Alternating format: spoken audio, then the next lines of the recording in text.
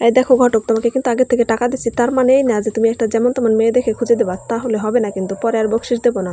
তার কারণ হচ্ছে তুমি শোনো, আমার একটা মাত্র ছেলে, আর একটা মাত্র ছেলের জন্য এমন সুন্দর একটা মেয়ে খুঁজে দাও যেন রূপে রূপবতী গুণে গুণবতী, যেন সব দিকেই থাকে, যেন লোকে দেখে না বলতে পারে যে কেমন একটা বউ আনছো, কেমন একটা বউ, না রূপ না গুণ কোনো দিকে নেই, এরকম যেন কেউ না বলতে পারে। মেয়ে দেখে যেন লোকে না কেউ বলতে পারে যে কেমন মেয়ে এনেছে, বাড়িতে কাজ করতে পারে না, কোনো রূপ নেই গুণ নেই কোনো দিকে নেই। একটা মাত্র ছেলের জন্য বউ নেবো, একটা মাত্র বউ হবে আমাদের বাড়িতে, আর এত সুন্দর দেখে নেবো যেন রূপে রূপবতী গুণে গুণবতী। আপনাদের মেয়ে দেখে পছন্দ হয়েছে, বলেন এবার আপনাদের মেয়ে কি কি গুণ আছে। মেয়ে তো আমরা ছোটবেলার থেকে বড় করেছি, মেয়ের বাড়িতে যেটুকু কাজ থাকে সেটুকুই করে নিজে, সেরকম কোনো গুণ থাক বা না থাক, ও সংসারে যাবতীয় কাজ সব কিছুই পারে।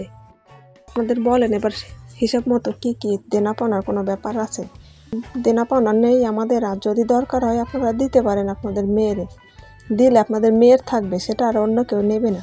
কিন্তু আমরা কিছু চেয়ে নেব না, দিলেও কিন্তু সেটা রেখে যাব না, যেটাই দেবেন সেটাই আপনার মেয়ের থাকবে, অন্য কেউ আর নিতে আসবে না। ঠিক আছে, তাহলে আমরা যদি পারি কিছু দেব, না পারলে দেব না।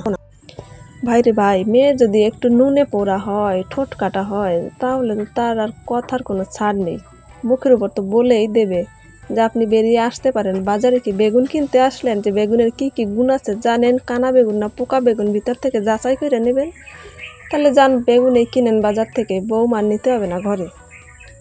এমন মানুষ আমাদের সমাজে অনেক আছে যাদের আমরা অনেক দাম দিই, অনেক শ্রদ্ধা করি, কিন্তু আসলে তাদের মনটা কি বলবো, খুবই নিম্নমানের হয়েছে, কিছু নেব না বলেও অনেক কিছু নিয়ে নেয়। এরা হচ্ছে সেই প্রকৃতির লোক যারা সুদখোর স্তরের পরের স্তরে থাকে, তারাই হচ্ছে এমন প্রকৃতির লোক হয়। মুখের উপরে চেয়ে নিতে লজ্জা করে, বা তাদের তখন একটা দ্বিধাবোধ হয়, এর জন্য পরে মেয়েটা নিয়ে তাকে দিয়ে নেওয়া হয়। তার মানে আমরা ধোয়া তুলসী পাতা, আর এরা হচ্ছে সব চেয়ে নেয় শ্বশুরবাড়ি থেকে, কিন্তু এমনটা না, কিন্তু এগুলো সব শ্বশুর শাশুড়ি বা পরিবারের এমন কেউ থাকে যে তাদের নির্যাতনের উপর নির্ভর করে এগুলো হয়। এগুলো করা কখনোই ঠিক না। সব পরিবেশে সবাইকে মানিয়ে চলতে হবে আর মানিয়ে নিতে হবে, আর এটাই হচ্ছে আমাদের বাস্তবতা।